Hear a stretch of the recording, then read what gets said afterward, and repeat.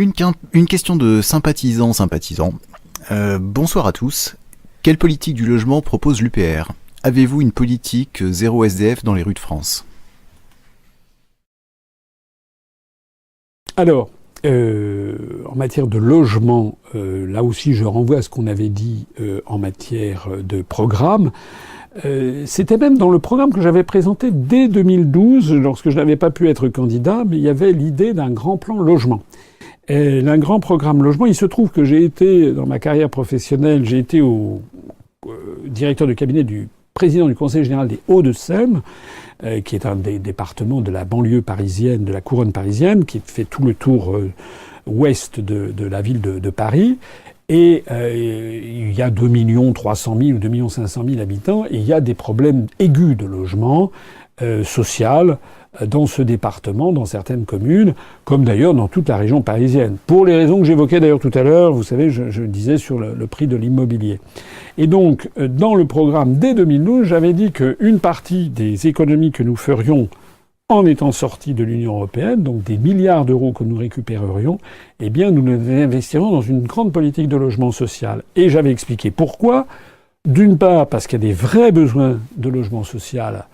Parce que derrière le logement, il y a aussi la représentation mentale que l'on se fait, il y a aussi l'unité des familles, et il faut lutter contre l'éclatement familial, il y a aussi la préservation de l'intimité. Moi, j'ai connu des cas dramatiques quand j'étais directeur de cabinet, président du Conseil général des Hauts-de-Seine, de familles où il y avait le père, la mère, 4 enfants, 5 enfants qui étaient parfois dans une HLM avec simplement 2 pièces de 40 mètres carrés.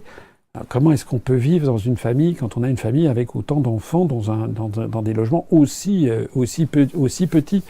On a d'ailleurs beaucoup de cas de travailleurs très pauvres qui parfois dorment dans leur voiture. Et puis aussi, malheureusement, et je reconnais que ce que dit cet internaute est là, c'est vrai, c'est qu'on voit la pauvreté qui se développe partout. Moi, j'habite à Paris, près de la place de la République. Je vois tous les soirs dans les portes cochères, il y a des SDF qui dorment par terre dans des couvertures ou dans des sacs de couchage. Alors, ça me rappelle malheureusement des visions que j'avais quand la première fois que je suis allé en Inde, j'avais 20 et quelques années, j'avais été effrayé par l'extrême pauvreté de New Delhi, Connaught Circus et autres dans le centre de New Delhi en Inde. Par moments, j'ai l'impression que la France est en train de suivre ce chemin.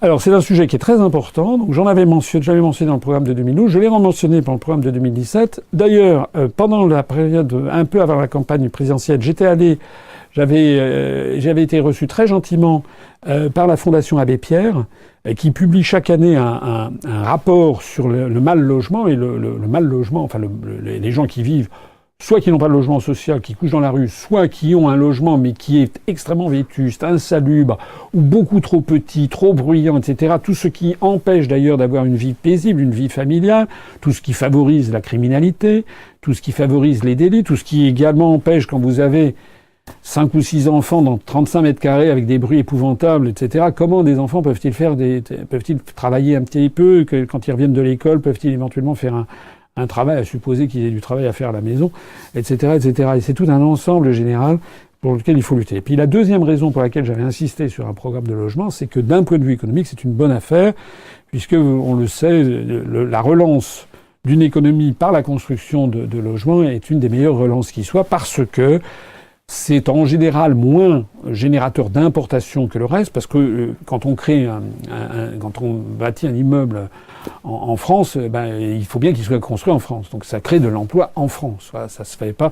C'est pas comme un téléphone portable que l'on achète fabriqué sous licence sud-coréenne, fabriqué au Vietnam. Voilà, un immeuble en France, il faut bien qu'il soit fabriqué en France. Donc ça favorise l'emploi en France, ça favorise toute une série de corps de métiers dans de nombreux domaines. Alors, il est vrai que maintenant, à cause du problème des travailleurs détachés, malheureusement, cet effet est peut-être un peu moins important que prévu, mais quand même, Mais quand même, vous avez, dans l'absolu, ça favorise le travail des maçons, des électriciens, des couvreurs, des plombiers zingueurs, des architectes, des cabinets de vérification, des vitriers, des ascensoristes, etc., etc.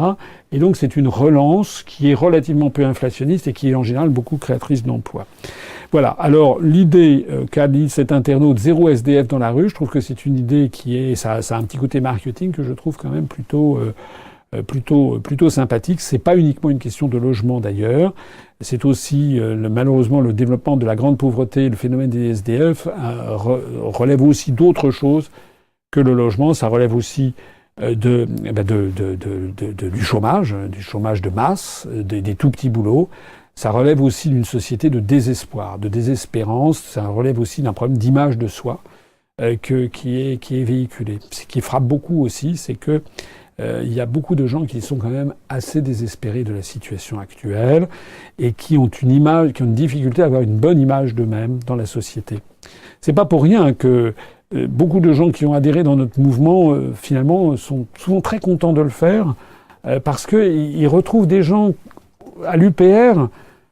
Quand il y a des réunions dans les départements, des cafés citoyens, des réunions mensuelles, etc., qui sont franchement, ils sont contents de voir qu'ils sont pas les seuls à penser ce qu'ils pensent. Ils sont pas les seuls à avoir envie de se retrousser les manches et de se dire on va pas laisser tomber la France. Hein. On va tous ensemble et collectivement faire un bras d'honneur à toute cette oligarchie, tous ces oligarques, tous ces gens qui sont sans cœur, tous ces gens qui n'ont qu'une envie, c'est d'accroître encore le taux de rentabilité interne, d'accroître encore leur fortune. Il y a des limites à tout ça. Je l'ai déjà dit et redit.